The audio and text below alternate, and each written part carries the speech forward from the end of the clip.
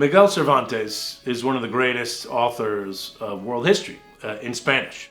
Cervantes wrote Don Quixote, or The Man from La Mancha. It's a story of adventure. It's a story of romance. It's an incredibly important novel of the 18th century. And we have 2 copies of it that were owned by George Washington. We have 1 copy in Spanish and 1 copy in English. The beautiful Spanish language edition is Madrid, 1780. It's an extraordinary book, and it essentially was given to George Washington by the King of Spain through the ambassador. As well as, of course, the King of Spain had been the giver of the giant jackasses, which George Washington was very interested in breeding. So he has this interesting relationship with the Spanish in that early period. And the English language copy was done by Tobias Smollett in London in 1786. It's a translation. It's 4 volumes, beautiful little book, and we know exactly the day that George Washington purchased it. He purchased that book on September 17th, 1789, the same day that he signed the Constitution in Philadelphia.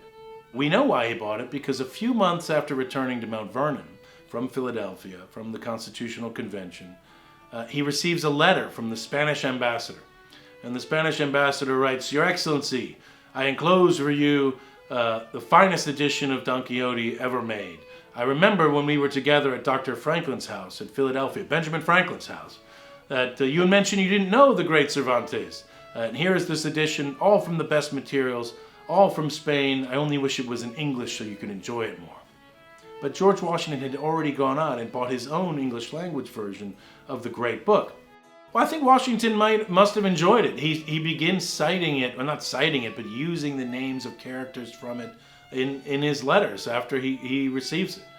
We're trying to recreate George Washington's library in his current library. His books that he owned were scattered really all over the world, and we've been able to bring back 102 volumes here at Mount Vernon. And it really helps us understand the mind of this very important man that's always considered a man of action.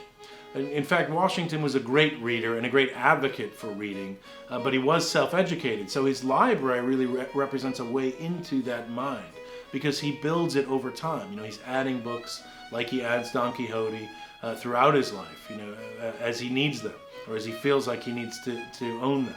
And so recreating that library is a great way to get at the inner life of a man that's often hard to come by, and often, like I said, always seen as sort of the man of action and not the man of the mind.